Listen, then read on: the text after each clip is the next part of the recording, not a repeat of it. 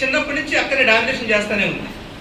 కానీ అక్క చెల్లి మీద కోపం వస్తుంది, కానీ చెల్లి అంటే తల్లిదండ్రులకు ఇష్టం, చెల్లినే సపోర్ట్ చేస్తున్నారు. అక్క దిగమింగుకుంటూ ఉంది.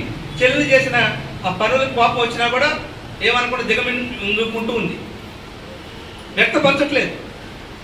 అలా అనేక సందర్భాల్లో ఆ చెల్లి మీద కోపాన్ని దిగమింగుకుంటూ లోపల స్టోరేజ్ అయిపోయింది. మొత్తం స్టోరేజ్ అయిపోయింది, ఎనర్జీ మొత్తం లాస్ అయిపోతుంది. కానీ ఒకనాటికి ఆ రిమోట్ అనే కారణం చేత ఆ లోపల ఉన్నటువంటి దాపెట్టుకున్న నెగిటివ్ ఎనర్జీ మొత్తం ఏమైందంటే టైము ఈ కోపానికి కనుక ప్రతీకారం తీర్చుకున్నట్లయితే స్టోరేజ్ కాదు, కానీ స్టోరేజ్ అయింది, దాచిపెట్టుకుని లోపలంతా కూడా విషంగా మారిందనమాట. అది కనిపించదు. ఎప్పుడైతే ఆ ఎమోషనల్ని తట్టుకోలేకపోయిందో వెంటనే ఆలోచించలే, మనసు బద్దవారిపోయింది. అంటే నేను దూకేసినాక శరీరం బయటకు వచ్చినాక తెలుస్తుంది ఎంత పిచ్చి పొరపాటు చేశాను అని. అప్పటి వరకు తెలియదు. అజ్ఞానము ప్రతి మనిషిలోనూ ఉంటాయి. మనకి తెలియని ఆశ్రమం చేస్తున్నాడు, కానీ వాడు ఏం చేద్దాం అనుకున్నాం, చేయలేకపోతున్నాం. కోపం ఉంది, దిగలుగుంటాం. అవన్నీ కూడా ఎక్కడ స్టోరేజ్ అవుతుందంటే ప్రాణమయ శరీరంలో స్టోర్ అవుతుంది, మూలాధార చక్రం.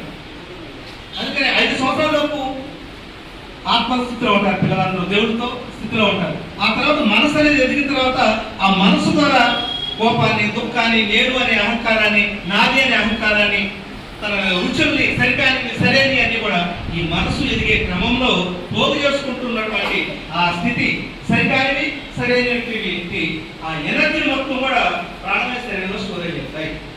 ఈ ప్రాణమయ స్టోరేజ్ లో కూడా ఇప్పుడు ఏం చేయాలి మనం? ఇప్పుడు ఆ అమ్మాయి అక్కడ దూకడానికి కారణం ఏంటి? ఆ స్టోరేజ్ ఎక్కువైపోయి పట్టరానంత ఇదైపోయింది, కానీ ఆమె విసర్జన చేసుకోలేకపోయింది. రెండో శరీరంలో ఆ విసర్జన చేసుకోలేకపోయింది. కానీ ఇక్కడ ఈ శరీరంలో మనకి ఏదైతే సరిగ్గాని బయటికి ప్రకృతి పరంగా విసర్జన జరుగుతుంది, కానీ లోపల ప్రాణమయ శరీరం, మనోమయ శరీరంలో విసర్జన మన ద్వారానే జరగాలి. అర్థమైందా? ఈ శరీరం ప్రకృతి కాబట్టి ప్రకృతి చూసుకుంటుంది, కానీ ప్రాణమయ శరీరం, ఈ మనోమయ శరీరం అర్థం చేసుకున్నప్పుడే నీరు, బాధలు, కర్మలు, ఆడి తాలూకా వచ్చినటువంటి వైబ్రేషన్ అంతా కూడా అక్కడ విసర్జన చేయాలి. మరి అక్కడికి వెళ్ళేది అది కనపడదు కదా, కనపడదు. దాని మీద మనం ఎలా విసర్జన చేస్తాం, ఎలా తొలగిస్తాం అంటే జ్ఞానం ద్వారా. ఇక్కడ శ్రీకృష్ణ పరమాత్మ కూడా చెప్పాడు. ఏం చెప్పాడంటే జ్ఞానాగ్ని కర్మ దగ్ధనం, జ్ఞానం ద్వారా కర్మ దగ్ధం అవుతుంది అంటున్నాడు. అంటే కర్మ అంటే ఏంటి అంటే ఒక విషయాన్ని పరిపూర్ణంగా తెలుసుకున్నప్పుడు దాని నుంచి రిలీజ్ అవుతాం, అది కర్మ అంటే.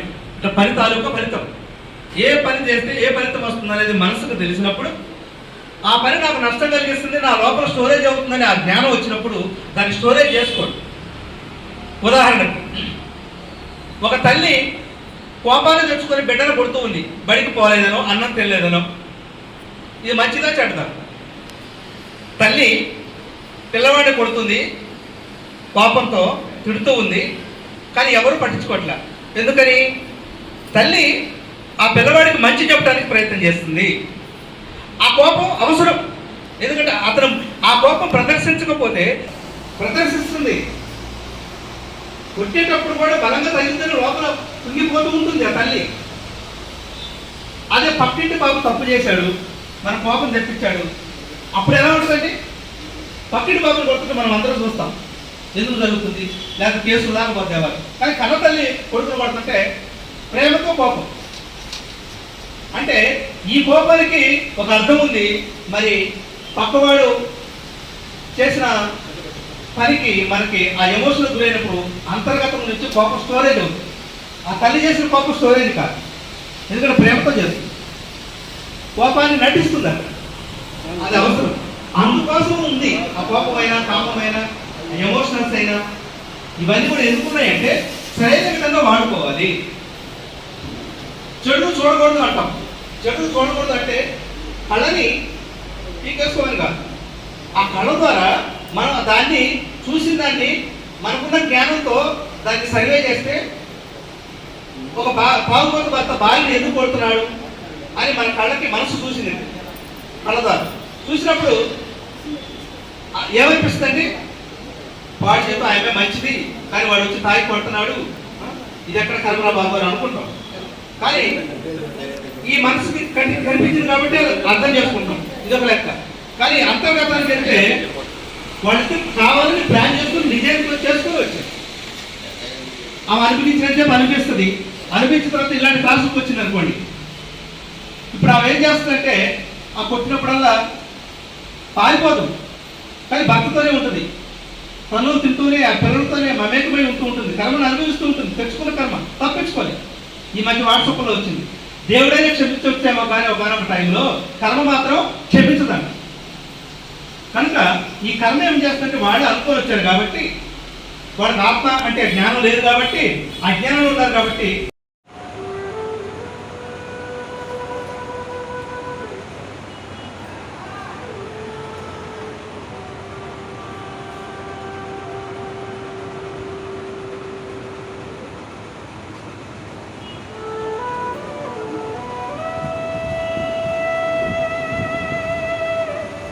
హాయిగా ధ్యానంలో ఉన్నాం.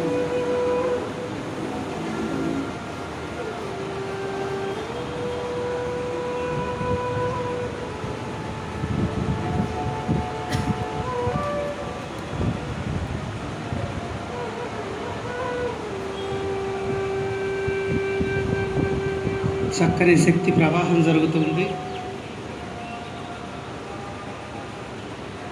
ఎరుగుతూ ఉందాం, మన లోపల ఏం జరుగుతుందో గమనిస్తూ ఉందాం. మనస్సు అతీంద్రియ శక్తుల కోసం తన ఉన్నతమైన శక్తిని పొందుతూ ఉంది.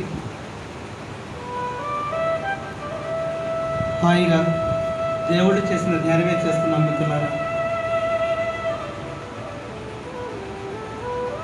ఈ జన్మ ఆఖరి జన్మ చేసుకుందాం.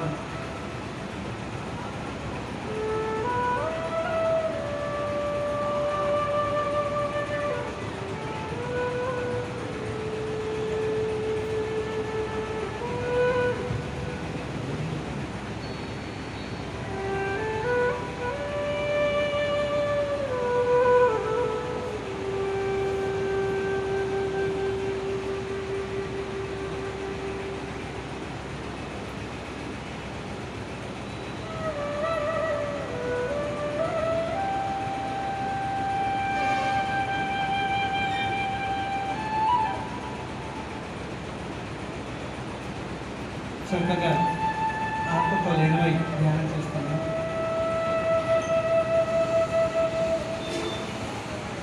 దైవం మనలోనే ఉంది.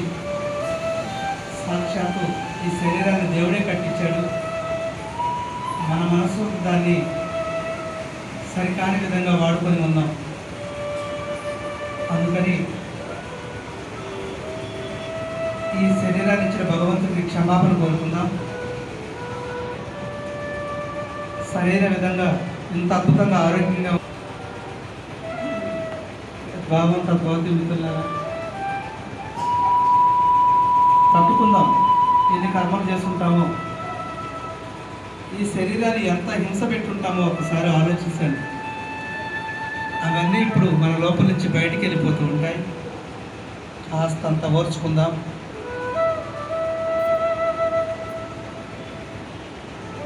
అద్భుతమైన ధ్యాన యజ్ఞం. అమావాస్య ధ్యానం 3 రెట్లు శక్తిని మనకిస్తుంది. ఈ సామూహిక ధ్యానం 3 రెట్లు శక్తినిస్తుంది. ఈ దేవాలయంలో ధ్యానం 3 రెట్లు శక్తినిస్తుంది.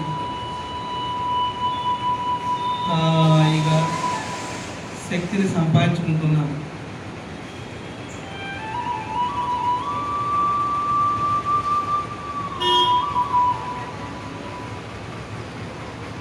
దేహంలో ఏం జరుగుతుందో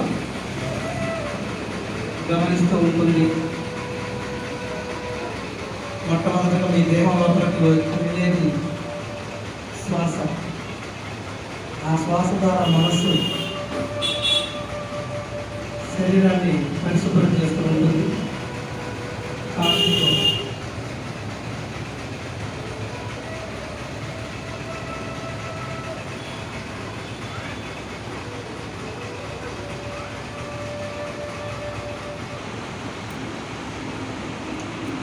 దైవం మానవ రూపంలో ధరించి ఎన్నో అద్భుతమైన ప్రయోగాలు చేసి తన ఆత్మని తెలుసుకొని పరమాత్మగా మారుతుంది. వాళ్ళనే మనం పూజిస్తూ ఉంటాం. ఇప్పుడు మనం కూడా నేను ఆత్మనే అన్న విశ్వాసంతో ఎంతో శక్తిని కూడగట్టుకుంటున్నాం. ఈ దేహం అనే దేవాలయంలో నిలవలు పెంచుకుంటున్నాం.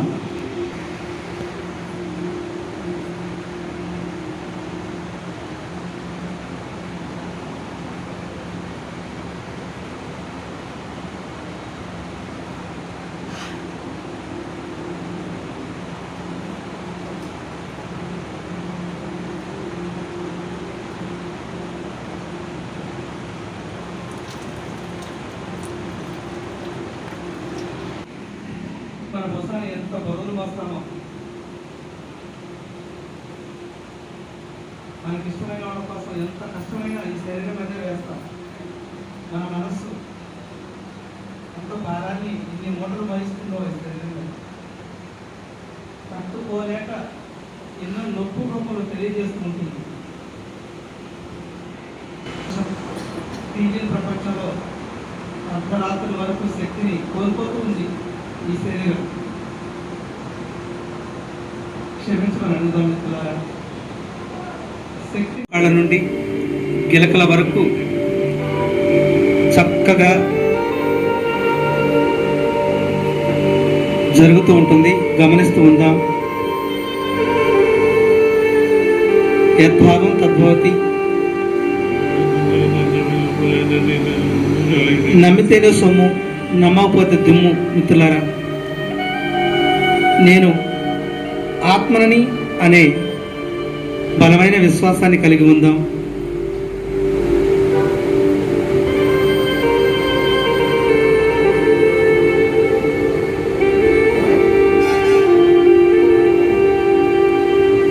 ఎవరో డిస్టర్బ్ కావద్దు. హాయిగా కళ్ళు మూసుకొని ఉండండి.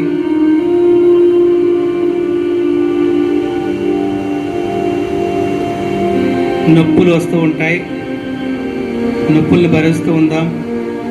ఆ నొప్పులన్నీ మన నుండి దూరం అవటం కోసమే వస్తాయి. అవన్నీ విసర్జన చేసుకుంటున్నాం మిత్రులారా. కాస్తంత ఓర్చుకుందాం.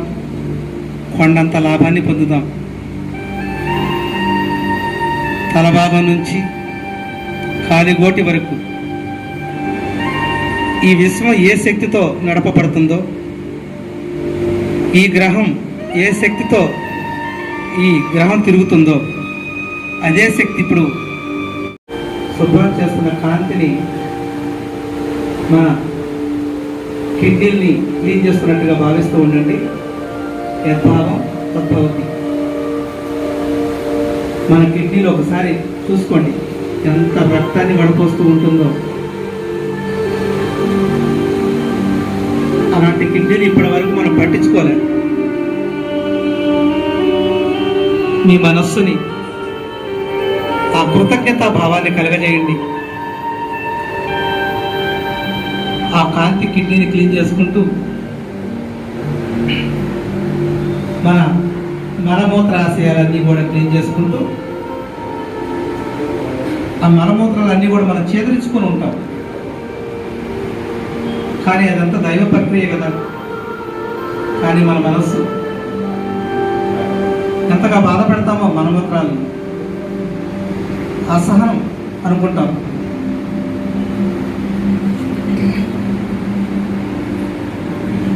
కనుక